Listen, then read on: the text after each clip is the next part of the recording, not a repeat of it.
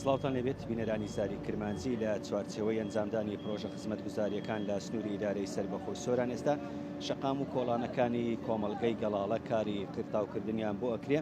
من مەبەسمە لەگەڵ ئەندازیار سامان محەممەد کە سەرپەرشتیاری پرۆژەکەی گفتوگۆی زیاتر بکەم. مهندس سامان، ماندوونە بنێستا کاری قیرتاوکردن و چاکنەی شەقام و کۆڵانەکانی کۆمەڵگەی گەڵاڵە بەڕێوەچی ئەم پرۆژەیە وردەکاریەکەی گر بۆ بینەر و بیسەری زاری کرمانجی بکەیت.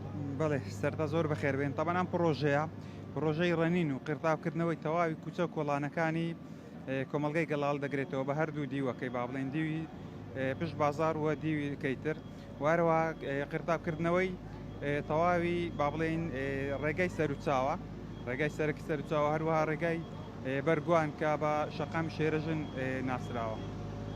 کاک سامان، بەگشتی ئەو زانیارەی ناتۆ بێ کۆڵانەکانی کۆمەڵگەی گەڵاڵەکە بە ئاراستەی دەستە ڕاست و چەپیەوە چەند کۆڵان دەخۆت؟ بەڵێ خۆی لە 35 کۆڵان دەبێنێتەوە بە سەرچاوە با بڵێن.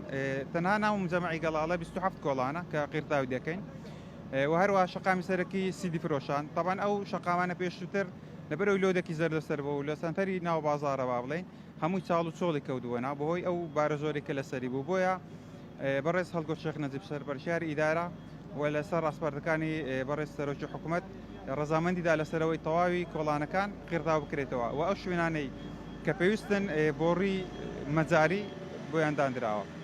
دووار ڕێگە بە هاوڵاتیانە درێ گەردی سادە حەفرێکی لێ بکەن یا بە مەبەستی ئاوڕاکێشانیان هەر بابەتێکی تر؟ بەڵێ پێشەوەی ئەمە دەست بۆ قیرە بکەین. تەبعاً پرۆژەی ئاو دەرچوو و تەواوی ماڵەکان کێشەی ئاویان چارەسەر کراوە.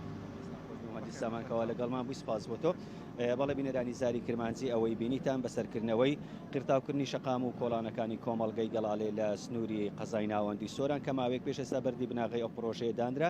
پرۆژەکەش لەلایەن کۆمپانیای کابین گروپەوە جێبەجێ دەکرێت.